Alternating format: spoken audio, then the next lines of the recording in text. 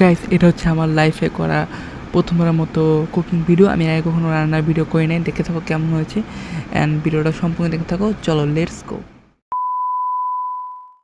Spicy potato pakora এই রেসিপিটা বানাতে হলে প্রথমে আলুর স্লাইসগুলোকে পানিতে ভালো করে মেশাতে হবে। তারপরে পেঁয়াজের স্লাইসগুলো নিতে হবে।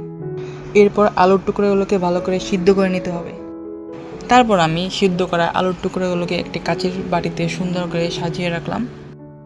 তারপর আমি বাটিতে রাখা আলুর স্লাইসগুলোর মধ্যে আমি এই পেঁয়াজের টুকরোগুলো দিয়ে দিলাম। দেন আমি এখানে 2 চামচ লবণ মিক্স করে দিলাম।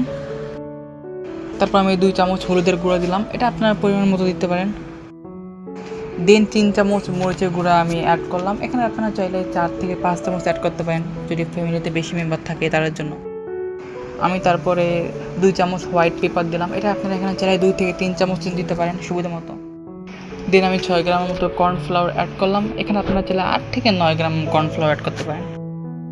তারপর এই যে আলুর টুকরো, তারপর হচ্ছে পেঁয়াজের স্লাইস, দেন হচ্ছে সল্ট, তারপর হচ্ছে হলুদ গুঁড়া, মরিচের গুঁড়া, কর্নফ্লাওয়ার, হোয়াইট পেপার, এগুলো একসাথে আমি মিক্স করলাম। ফাইনালি এটা আমার তৈরি হয়ে গেল মিক্সচারটা। দেন আমি এই কুকিং প্যানের মধ্যে একটু তেল গরম করে নিলাম। তারপরে মিক্সচার করা আলুর স্লাইসগুলোর মধ্যে আমি একটা ডিম ভেঙে দিলাম, আপনারা চাইলে 2টা ডিম দিতে পারেন।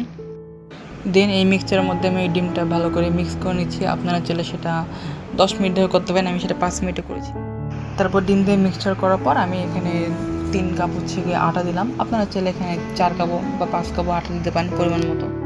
তারপরে আমি আটা দিয়ে ভালো করে মিক্স করার পর সেগুলোতে গোল করে বানিয়ে সেই আলুর স্লাইসগুলোকে আমি গরম তেলের মধ্যে ভাজতে শুরু করলাম। ভাজার পরে ফাইনালি তৈরি হয়ে গেলো স্পাইসি পটেটো পাকোড়া। ফাইনালি পরিবেশন করা হলো স্পাইসি পটেটো পাকোড়া। সো ভিডিওটি ভালো লাগলে লাইক করে দাও, চ্যানেল নতুন সাবস্ক্রাইব করে দাও, and thanks for watching. By.